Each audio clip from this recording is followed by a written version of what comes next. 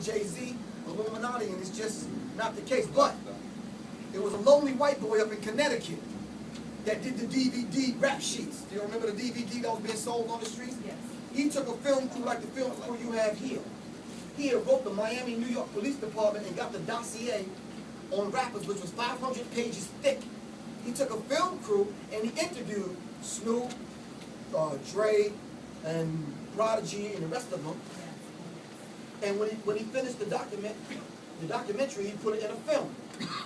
When he put it in the film, I was shocked simply because we couldn't get that information from the police department. No. But they sent it to him. In this particular documentary, they had the actual police report of Jay-Z going to jail, P. Diddy, Flavor Flav, and some other people. All right? But surprisingly enough, they had the social security numbers, addresses, children's names, real names, what they own, where they live, and all this kind of madness. So we need to understand who else are they sharing this particular information with. Now, I don't know if you all know anything about the multi-jurisdictional task force. They're sharing information with one another. All right, let me make it real clear. You know when you take your ass down to the local store and they ask you for your zip code? Right. Well, they're taking that information and compiling it on you, and they're selling it to other people. All right? So right now, if you have a record deal, and you signed a 360 deal, everyone know what a 360 deal is, right? You sign this 360 deal, they can control 360 degrees of your life. So if your grandmother died and leave you some fucking frosted flakes, they get a part of that. Are you following that? So whatever kind of income you got coming in for the rest of your life, they get a part of it. This is what a 360 deal is, and this is the deal that Jay-Z signed.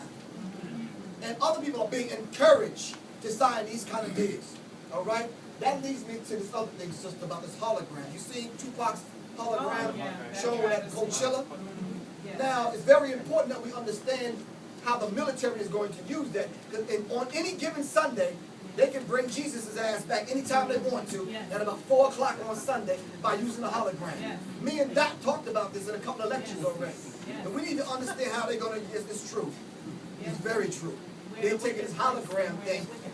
Tupac can be dead for 30 damn years. They'll bring him back in concert with a few other Elvis, right? Yes. They'll bring him back with Don Cornelius, hosted by James Brown, and a special speech by Whitney Houston. Because they control the likeness and the image. This is why Prince wore slave on his face for so many years. Because the record company owned his name and his likeness. Right. And he was going using the name the artist formerly known as, and he was using a symbol. So we have to understand these particular things. It runs a lot deeper than just a covert war on hip-hop. Listen, y'all, these people are not playing at all. They're coming to get you regardless. I don't care where you are. But the sad part about this is they're attacking the children, and we're leaving them defenseless. And we need to understand the schemes and the games that they play to get through. All right? I just wanted to just backtrack just a minute because you said something so important.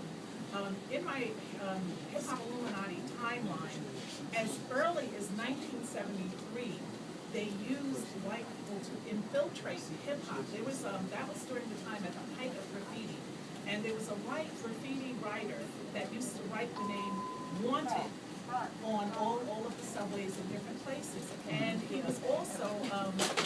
It was founded by a kid named Tracy 168. Those of you old heads may remember. Yeah, I know him. Yeah. What they didn't realize is that, and he was a very crazy kid. He used to hang out with all the black gangs, including the Black Spades. I was the president of the female Black Spades back then, and Tracy was all up under Bombada while we were still gang members, and way before hip hop.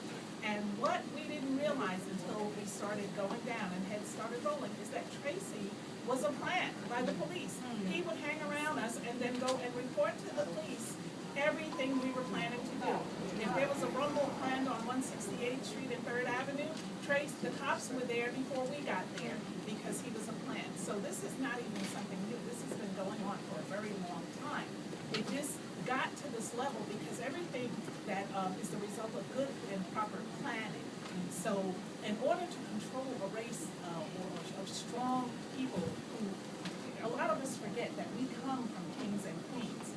We are Africans, and we come from kings and queens, but we came over here, and most of us came over here and lost our minds. You do not even realize that drugs and alcohol were placed into the impoverished areas to control the weak. There was a statement in my book where I wrote how there is a think tank in Sweden that controls thoughts, and they actually publish data regarding what they can use to control the people. And in it, they said that how they were going to use drugs to control the weak. And the place is called the Royal Institute of International Affairs. And they're a top secret organization, and they're the world's leading institute for the debate and analysis of international issues. Okay? And one of the things that they said in their scenario, which was secret, but again, it was a white person who was part of this now, and I'm not speaking racist because being old school, I can tell you during civil rights there were many white people that died for us just like black people did. So I'm not saying all white people were bad. And this one person who was part of this scenario, but he bailed out when he read this and he revealed it on the internet. This is their exact words. Having been failed by Christianity with unemployment on every hand, those who have been without jobs for 5 years or more will turn away from the church and seek solace in drugs. That is when full control of the drug trade must be completed in order that the governments of all countries who are under our jurisdiction will have a monopoly